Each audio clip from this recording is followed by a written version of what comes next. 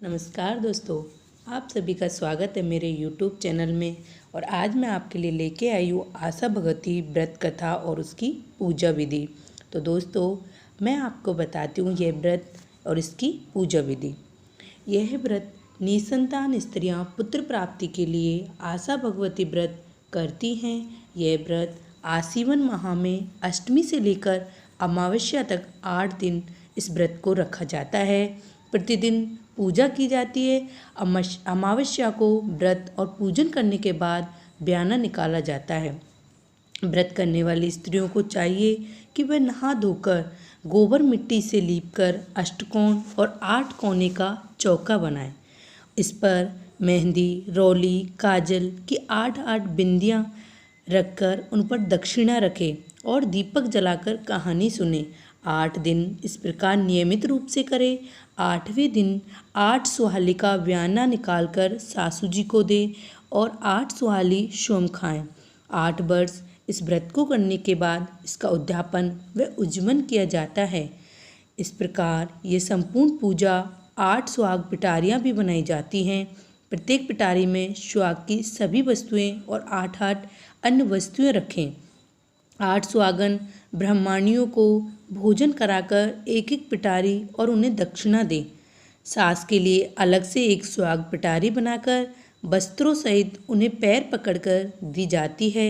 जिन स्त्रियों के संतान नहीं होती, इस व्रत को करने से उन महिलाओं को भी सुंदर पुत्र उत्पन्न हो जाते हैं। आशा भगवती व्रत कथा। एक बार भगवान शिव जी और माता पार्वती जोगी जोगन का वेश धारण करके संसार भ्रमण कर रहे थे। एक स्थान पर उन्होंने देखा एक साहूकार बहुत ही उदास और दुखी है। शंकर जी ने साहूकार से पूछा, सेठ उदास क्यों हो? साहूकार ने कहा, महाराज क्या करूं? बहुत तेरे जब तब दान पुण्य किए, परंतु मेरे कोई संतान ही नहीं हुई। आप भी कोई उपाय बताइए। योगी वेशधारी भगवान शिव ने कहा, सेठ हम तो मांगते खाते फिरने वाले जोगी हैं, हमारे पास संतान कहाँ? इतना कहकर शिव पार्वती आगे चल पड़े। पार्वती जी ने कहा, महाराज इसे कम से कम एक पुत्र तो दे देते। शंकर जी ने कहा, जब इसके भाग में है ही नहीं तो मैं कैसे दूँ और क्यों दूँ? शिव जी और पार्वती जी अभी कुछ दूर ही चले। उन्होंने देखा कि कुछ लोग एक गाय को मार मार कर गांव से बाहर निकाल रहे थे। शिव जी ने पूछा, भाइयों इस गाय को क्यों मार रहे हो?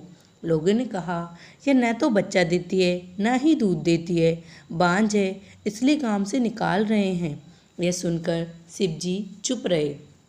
पार्वती जी के साथ तीनों तीर्थों में घूमते हुए अयोध्या पहुंच गए। कुछ समय अयोध्या में रहने के बाद उसी मार्ग से जोगी और जोगिन के बेस में भगवान शिव और पार्वती कैलाश पर्वत की ओर वापस चल पड़े। वापस लौटते समय भगवान शिव और पार्वती जी ने देखा कि वही गाय एक ब्राह्मण के यहाँ बंधी हुई है। नीचे एक सफ़ेद रंग का बछड़ा दूध पी रहा है। शिव जी ने पूछा, यह गाय अब दूध देने लगी है क्या?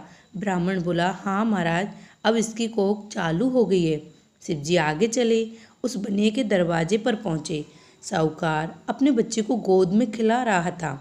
शिव जी ने पूछा, सेठ ये तेरा लड़का है क्या? साहूकार बोला, महाराज ये आप ही का है, आप ही के प्रताप से ये हुआ है। शिव जी ने पूछा, कैसे हुआ? साहूकार ने कहा, हमारे गांव में महिलाएं आशा भगवती का व्रत करती हैं। मेरी स्त्री भी उनसे कहानी और व्रत सीख आई। उसने घर आकर व्रत किया, कहानी सुनी तो उसे लड़का हुआ। शिव जी बोले, यह बात तो ठीक है, पर तुम्हारे गांव में उस गाय के बछड़ा कैसे हुआ? साहूकार ने कहा, जब स्त्रियां व्रत करती थी तो बच्चा कुचा ब्याना उस गौ को भी दे देती थी, उसी से उसकी भी कोख चालू हो गई। कैलाश पर्वत पर जाने के बाद पार्वती जी ने शिव जी से कहा, महाराज ये व्रत मैं भी करूँगी। शिव जी बोले, आपके पास किस बात की कमी है? पार्वती जी ने कहा, मेरी भी संतान नहीं है। शिव बोले, जरूर करना। पार्वती जी ने भी यह व्रत किया और गणेश और कार्तिकेय 2 पुत्र प्राप्त किए। पार्वती जी ने दुनिया को इस व्रत की महिमा दिखाने के लिए यह व्रत किया। हे माता आशा भगवती, जिस प्रकार साहूकार पर प्रसन्न हुई वैसे ही सब पर प्रसन्न होना।